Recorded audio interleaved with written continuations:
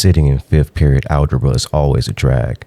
Miss Karras is droning on about boring equations. Natalie and Arnold are stiff as usual, bringing no life into the situation. Heck, they're actually trying to learn this useless garbage. And my usual punching bag Barry shit, he's nowhere to be found. Railing on him is always a good time. He's such a wuss. I bet the snow and the cold kept him home. He's such a little fat.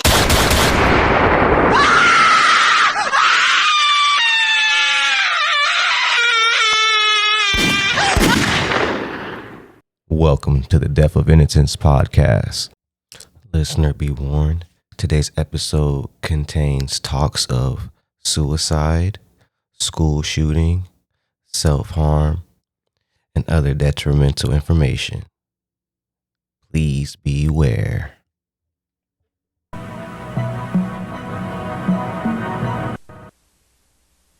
This is a message from the Kenshin Department for Disease Containment. We advise you to pay close attention to the following information, as you may need to depend on it later.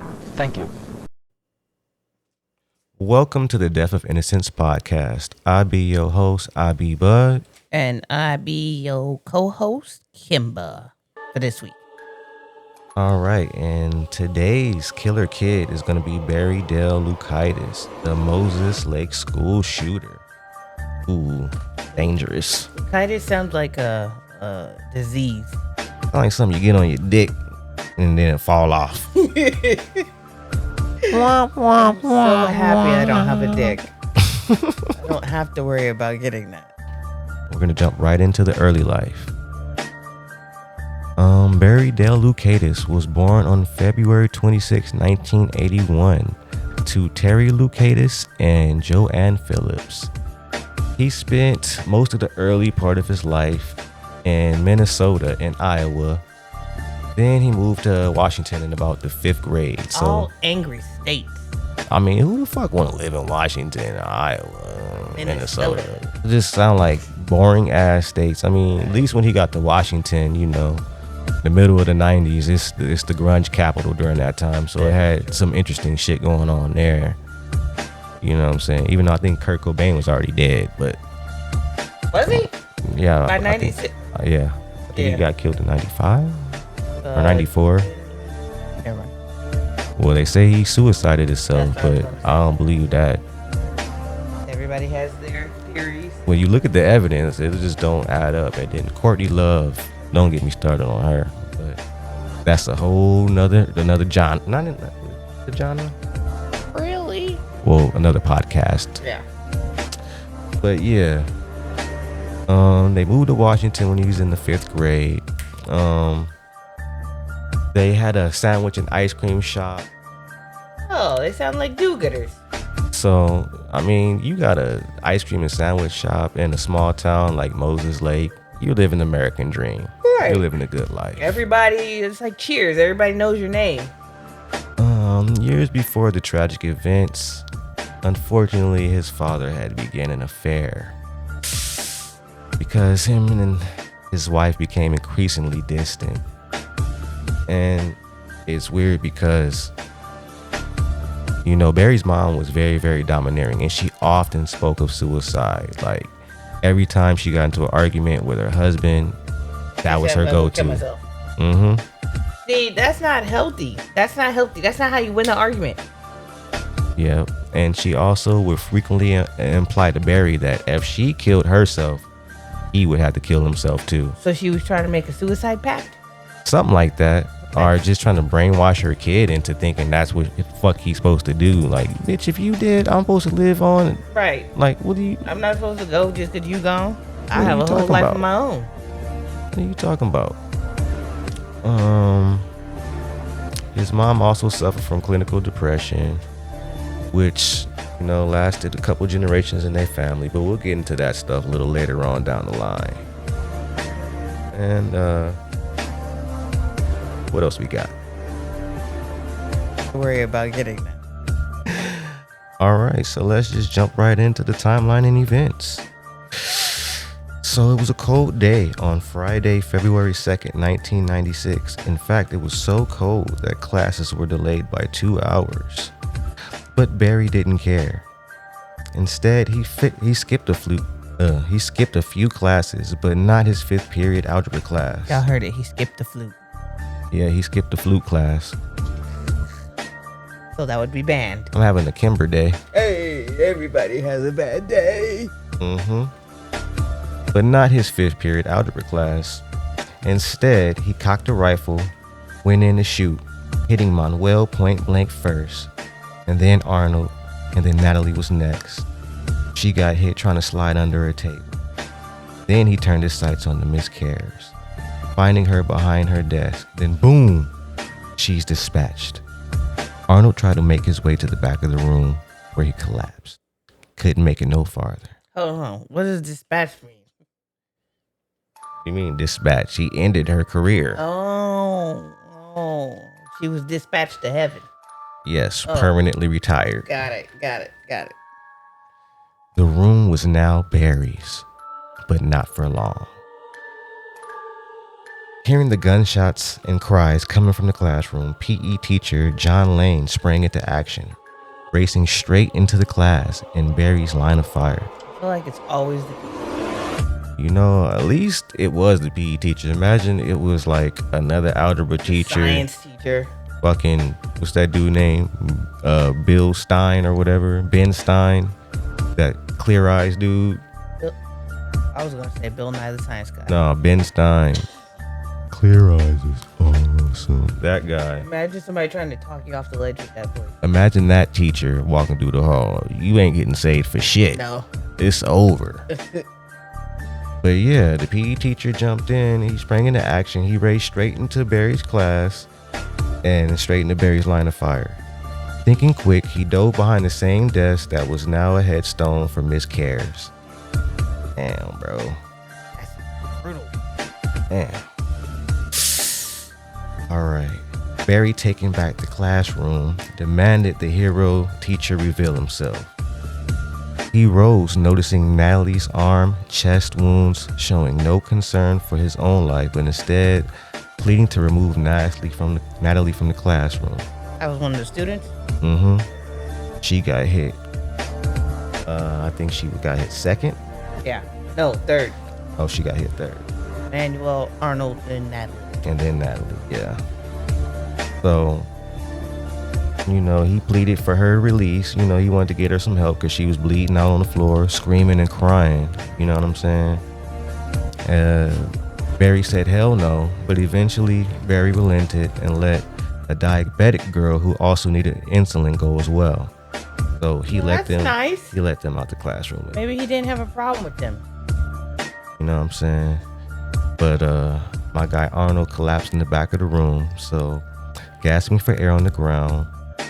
Still was Arnold, and who the other students begged to be let go as well. Guess what Barry's reply was? No. Hell no. Let him die. Right. Is what he coldly and callously spoke. Yeah, those were his words.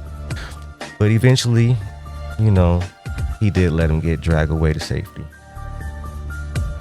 You talking about Arnold and Manuel? Manuel, he was dead. Oh, he didn't make it? Yeah, he got shot point blank. Oh. Apparently, Manuel was the main target of this whole exercise. So then why? See, why everybody else had to get it? I don't know. But dominating the class again, Barry demanded everyone back to their seats and began taking roll call. The fuck? Yeah, this boy was crazy. He was like, this is my shit. Sit your ass down, Hector. Jeez. Matter of fact, let me take roll. That boy crazy. See, this is why I believe in being nice to everybody. The police arrived outside the school and began to issue commands, but he responded in annoyance and denied them, tossing their negotiation phone out the window. So I guess they had a negotiation phone that they threw in there to, communicate with dude. Like, nope.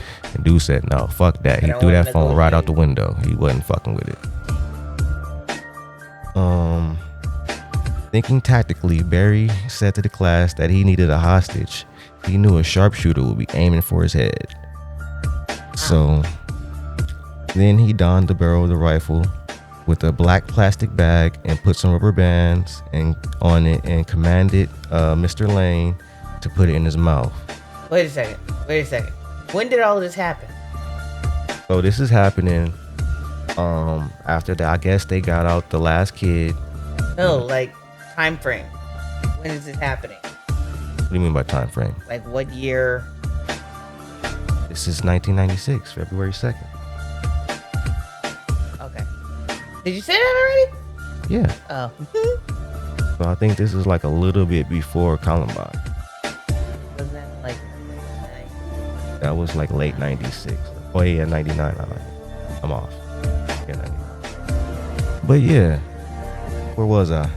So this was before Columbine. Yeah, this was before Columbine. Oh. Okay, so they threw the negotiation phone in there. He was like, not happening. He got a hostage because he said a sharpshooter was going to be aiming at his forehead. Oh yeah, and then he got his rifle, put the plastic bag and the rubber band on it, and told the PE teacher to suck it. Are you freaking serious? Yeah, he told the PE teacher to put it in his mouth. What the frick? Told you, dude took the room back. He was like, fuck that. You ain't finna keep being the hero in this bitch. What's the point of the plastic bag and the rubber band? I don't know. I guess he wanted it to be more comfortable for dude when he blew his brains out. I have no idea. Goodness. That's gonna have to ask Barry that one. Okay, so what else happened? Well, what you think happened? Mr. Lane was having none of that shit. He was like, fuck that. He didn't suck it? Hell no. Oh. But he played along. So he played along and got close enough to Barry to grab the barrel of the gun and pin Barry against the wall after feigning his compliance. Okay. Yeah, so he tricked him, lured him close, and hemmed the nigga up. Go ahead, PE teacher. You know what I'm saying? I told you was the hero. I always liked my PE teachers. And, they were cool. You know, using this chance, the PE teacher shouted for the kids to escape. He told everybody, get out. Everybody run now. Right, he was ready to take Barry down. So, as they fled, the boys in blue ran in past them. So, as the kids is running out, the boys is running in, and they tackled the shooter, ensuring the massacre went no further than Mrs. Kerr's 5th period algebra class. Damn, that's crazy, bro. So, now we're gonna get into Barry's background and his motives. Like, why the fuck he did this, bro? Yeah. What's wrong with Barry? What's going on in his family life? So a couple things I got jotted down here. Barry's dad and mom had just filed for divorce 1 month before the event because his dad had an affair. So his dad cheated on his mom and his mom couldn't handle it, filed for divorce. Who can handle it? I mean, that's tough, you know what I'm saying? But his mom was a weirdo. She was very, very domineering. And basically after the stuff went down with his dad, you know, she was having suicidal thoughts and everything like that. And she was saying she's gonna take Barry with him. With her? Mm-hmm. Jesus. She was saying she was gonna take herself out and take Barry and that's what she telling her son. She was telling this to Barry. Why? What the hell? And it even came down to the point where she said, you know what, it's gonna be on Valentine's Day, buddy. And when did this you said this happened on the 2nd? The shooting happened on the 2nd. Oh. So He figured he was going to take himself out before she did. Mm-hmm. He figured if he was going to be gone, I'm going to go handle some of these issues. But imagine that's what your house is like right now. That's toxic. Your house is falling apart. Dad's kicked out. Your mom's threatening to kill you and herself. It's like, bro. He didn't have no siblings? He had to play therapist. He had to play therapist and have his mom write down her problems and emotions to avoid, you know, the heavy penance of getting murdered, bro. Like, that's crazy. You gotta sit there and talk to mom and get her to not hit you with the little pew pew. You know what I'm saying? She said she was gonna shoot him. Well, I don't think she said shoot. Women don't typically do. The nigga was good, but that's even worse because then you don't even know what's gonna happen. You don't see it coming. You don't know if you're gonna get dinner smothered in your sleep or if you're gonna eat some spaghetti that's, you know, a little too good. Yeah, I don't think it would. Never know. You know what I'm saying? But sweet. That alone right there will make any kid crack. Yeah, I think so. And then a couple other things was He loved to watch the movie Natural Born Killers. That was one of his favorite movies. He walked around like a cowboy all day with, cowboy hat and little buckles and cowboy boots and stuff. How old was he when this happened? What grade did you say he was in again? I didn't think I said what grade he's in. He's only 14. So, like 8th grade. 8th, 9th grade. You know what I'm saying? A couple other things.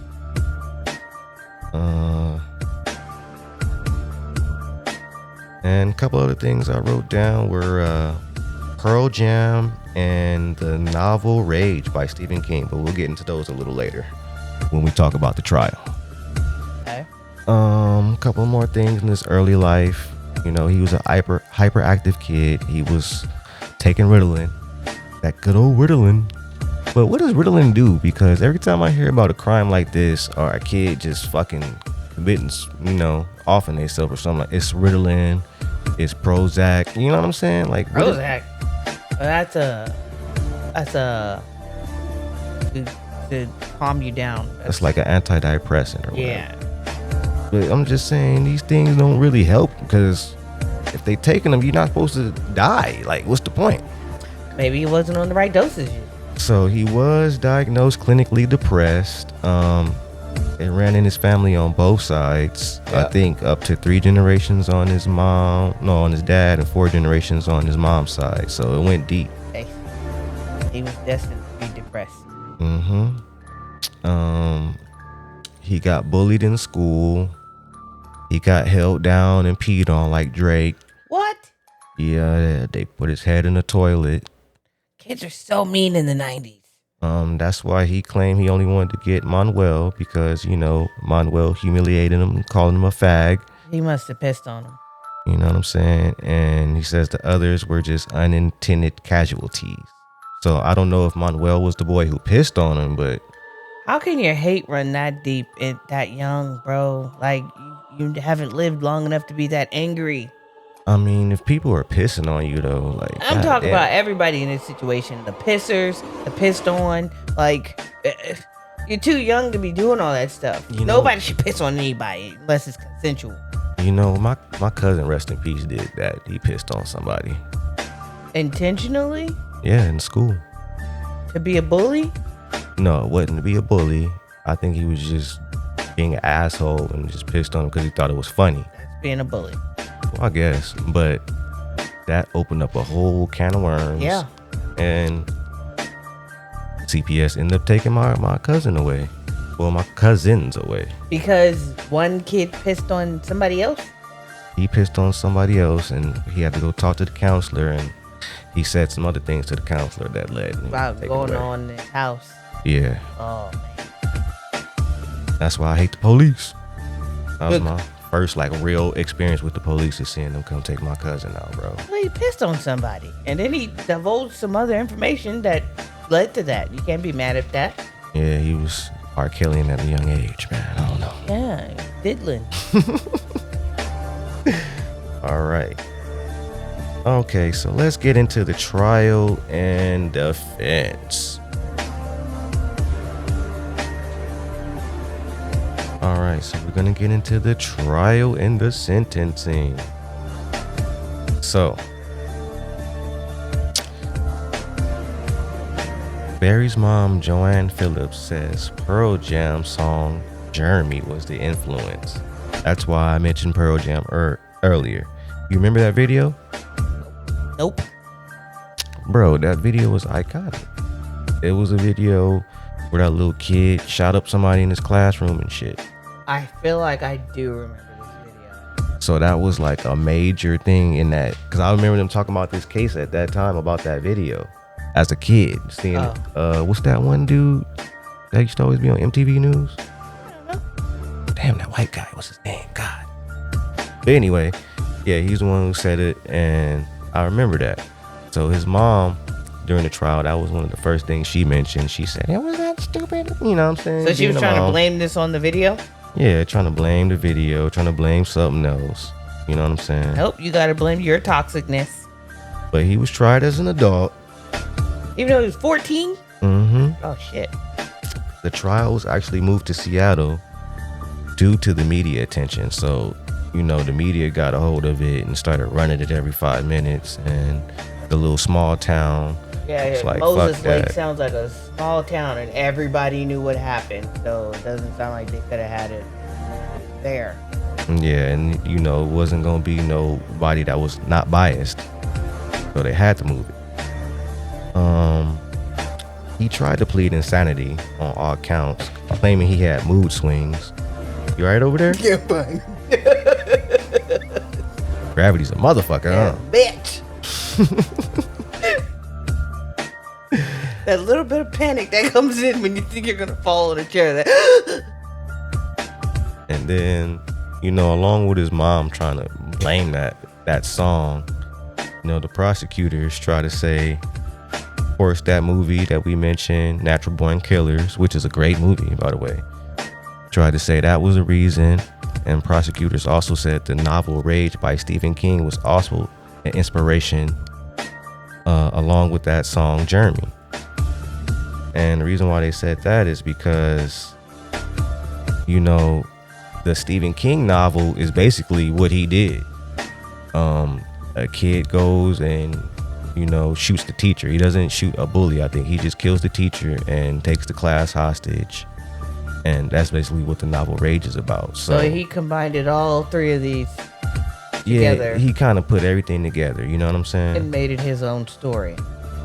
I just don't like that all these medias get the blame. Not the actual news media, but like The videos, the book. Yeah, bro. Like, don't blame that shit. Right. This motherfucker was crazy. Because at some point you have to have a little censorship too, and not allow your kids to read stuff like that or watch stuff like that. Listen, I was privy to all that shit when I was little, and I didn't never do that to nobody. So, Sure. Yeah. Positive you didn't do any of that? Positive. Oh, okay. Make sure. Gotta know who you're around. But yeah, and of course they brought up, he brought up the fact, well, his defense tried to bring up the fact that he just wanted to kill Manuel because Manuel was a bully. So they tried to pick apart Manuel's character during the trial. Okay, but at the same time, you said everybody else was just a casualty. If you was gunning for Manuel, you should just gun for Manuel. But you took out the teacher and 2 other students. Like, come on, bruh. At a certain point, you have to take responsibility for your actions. Yeah, he says after he did the first one, something that just took over and he just, went. So I'm like, well, why you shoot the teacher then? But then that's when you think about the book. You know what I mean? I've never read it. But that's when you think about the book. If you refer to the book, you understand. Because the book was about the teacher. Yeah, because the other students, Arnold and Natalie, like, Natalie got hit Just at the 'cause. same time Arnold got hit. And they was apparently like right next to or right behind Manuel. So just like a bink, bink, bink. Yeah. And like I said, Natalie, she was trying to slide under the table and she got hit. That's why she ended up taking one to the arm and the chest. So maybe if she would have stayed still, she wouldn't have got hit? I mean, maybe. Never Maybe know. it would have passed her. You know what I'm saying? Dude was armed up with the whole lever action rifle, which was a 25. Is that the one that you like gotta go like that too at the bottom? Okay. Like in the old cowboy movies. Yeah. He had a 22. He had 3 extra belts of ammo, like bandolier style, like a cowboy. He came in like Rambo. He wasn't gonna look. If you don't have intentions of killing more than one person, you don't come in with that much ammo. Like cowboy style. Like I told you, he liked being a cowboy. So he had the bandolier style, and he had it all under a black trench coat with a modified pocket to fit his killing stick in his arsenal. And this nigga had on earplugs. See, the mom couldn't like going out the house with that trench coat on. She couldn't tell what he had underneath there. But how does motherfucker know to put on earplugs too? That's crazy. Because he's probably shot guns before and he knows it's gonna be loud. That's nuts. Or maybe he wanted to drown out the sounds of what he was gonna do. Of course, the guns were his parents. You know what I'm saying? So, whatever. His dad didn't have him locked up. Nope. So back to the trial. Did I say he tried to plead insanity? Yes. Because he had mood swings? Yes. Prosecutors brought up this. His defense brought up that. At the end of the day, They didn't give a fuck. They sentenced him to 2 life sentences plus 205 years, no parole. He's convicted on all 16 charges, 2 counts. 5 years? Yeah. Additional on top of the 2 life sentences? 2 life sentence plus 205 years. See, this is what so if the nigga died, came back, died again, came back, he still gotta serve 205 years. Yep. Good gracious. Like, I never understand that. Like, how does that make sense? It's not even reasonable. Just tell me you're serving life. But all 16 charges he was convicted of consist of, 2 counts of first-degree murder, 1 count of second-degree murder, 1 count of first-degree attempted murder, 16 counts of aggravated kidnapping, and in September 24th, 1997, he was sentenced to Washington State Column Bay Correction Center. So, everybody ended up dying that he shot except Natalie. Arnold, he didn't make it after the he bled out. Well, he didn't bleed out. He survived a little bit in the hospital, and then he died. The teacher, she died instantly. Manuel died instantly. Natalie, I think, lost her arm. Damn. Yeah, it was bad. So he deserved all that time, bro. Yeah, but like I said, what is the point of that? You're okay. That's all fun and games to sentence him to 2 life sentences plus an additional 205 years, but it's not going to be served. He's going to serve 1 life term. This is what I keep, like, my little weird brain keeps going. They have a way to freaking capture your soul or something, and it's like, okay, your soul's going to live another life, and we're going to have it imprisoned, and then you're going to live another life, and then we're going to make you serve somehow 205 freaking years because there's a 205-year-old on Earth. Like, come on. I don't know. I guess legally, sometimes they have to give you... Legally, make it within means. Like, sending somebody to 175 years. Okay, that's well beyond the amount of life you're going to freaking live. But say him bringing, like, the crime of shooting a gun, not killing nobody, but just shooting a gun. Say that carries 10 years. Okay. They're going to give him the 10 years. And then the aggravating circumstances that he actually shot and killed somebody, he's going to have to do the maximum of that sentence. So it's all them charges stack up. This is the question I have, because in like 2014, 15, something like that, they amended it to children who were sentenced to life. Hold on. Oh. Don't beat me there. Okay. Because my brain is like, this is a little unreasonable. Okay. So, of course, dude didn't let that go. But,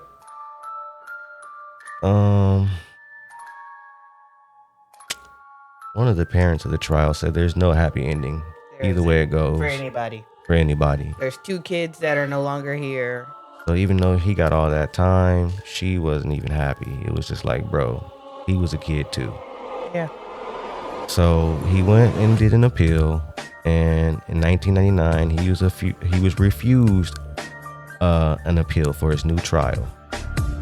But like you were saying, in 2016 or whatever, they passed that law to where if you were sentenced to life as a kid, as a minor, you gotta read new trial. You get a new trial. So he did get a new trial, and he was resentenced. Guess how much he was sentenced to? 205 years. No. This time they sentenced him to 189 years in 2017 at the age of 36. See, but that, like I said, that's more reasonable because, okay, I'm not getting out of here. Any means, like, even if you serve 50% of your time, you're still not getting out of here at a ripe age where you can go do anything. Well, he did the right thing, and he renounced all future appeals, so he will not be getting out ever, and he will not be asking to be let out.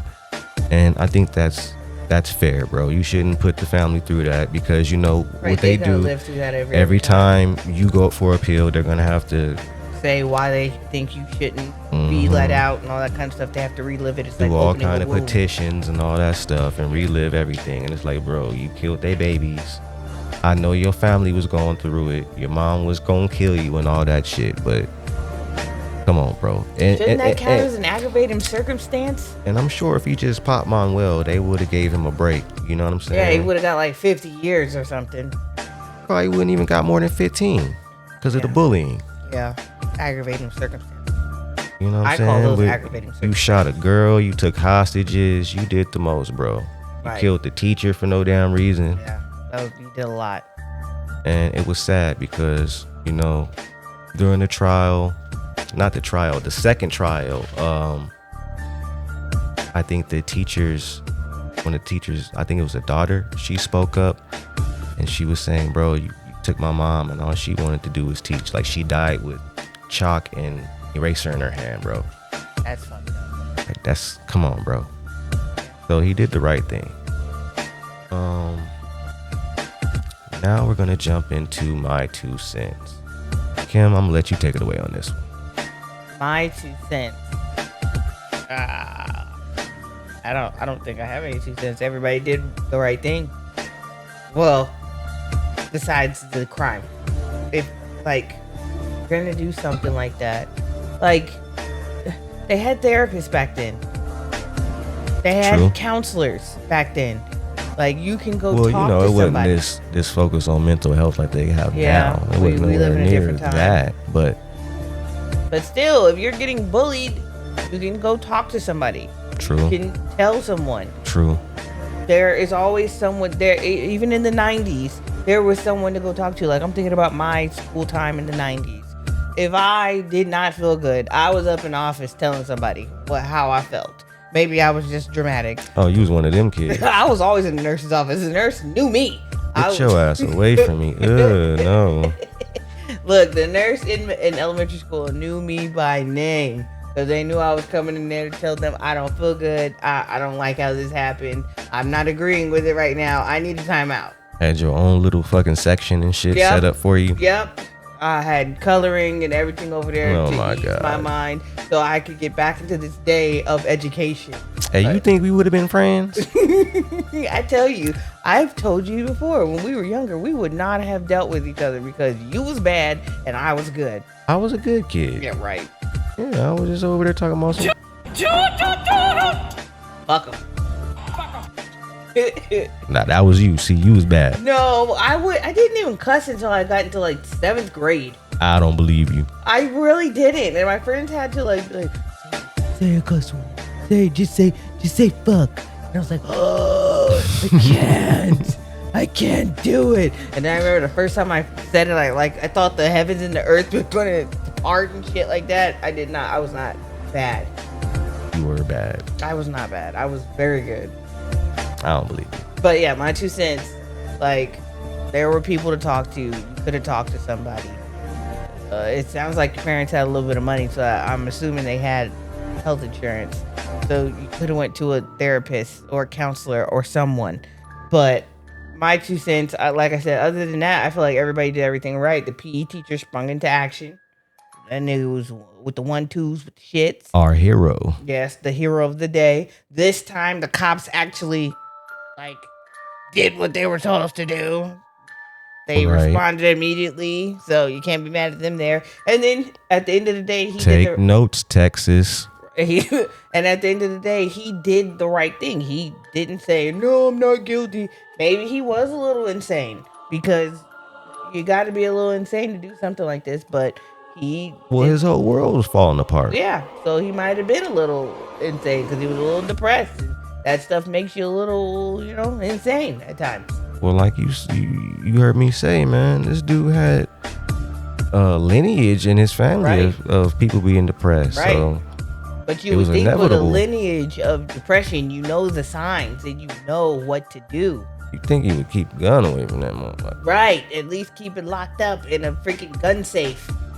I mean, they was slipping on that for sure. Isn't that like gun safety 101? You're supposed to have a safe for your gun, or at least like a lock that goes on the gun. Yeah. That's like, but see, this is 2025. I don't think all this was in place in the 90s. Well, what you mean wasn't in place? Like, they weren't as hard up on it as they are now. Like now, you got hoops and loops you gotta go through. to get a gun. Before in the 90s, you could just get a gun. You could get a gun at Walmart. Bruh. Could you not get a gun at Walmart? Yeah, but still. I don't know. I just feel like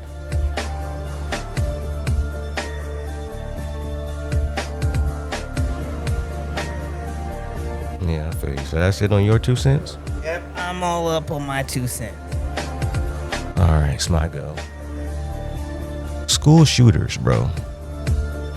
Very, very interesting. Very, very tragic. Very, very unnecessary thing that we got to deal with today in our society. Gotta make you scared to send your kids to school. Yeah, I don't understand why this has to happen ever, at school. But at the same time, I do understand things do happen. It's just the fact that it happens so common in American society that we become numb to it. It's not even like shocking no more. You know what I mean? Like when this one happened, it was, before we used to have them scattered around. Now it's like a rapper getting killed. Every other week or every other month you're hearing about this. And that was part of our daily life. And like you said, make you not even want to send your kid to school at all. But it also makes you want to think about the psychology of schools. Yeah, because what are you guys not doing to make these people feel secure in your environment? Well, not even that. You got to go there to learn, right? Yeah. Why the fuck is there a situation where you could even be bullied? I know kids is fucking mean as hell. Mean as fuck. But at the same time, you supposed to be in a supervised situation. You're supposed to be in a controlled environment. So, unless Barry was one of them kids that was just taking it and not speaking up, which a lot of them do, it's just hard for me to see that, it's hard for me to see him getting bullied and taking it and not saying nothing.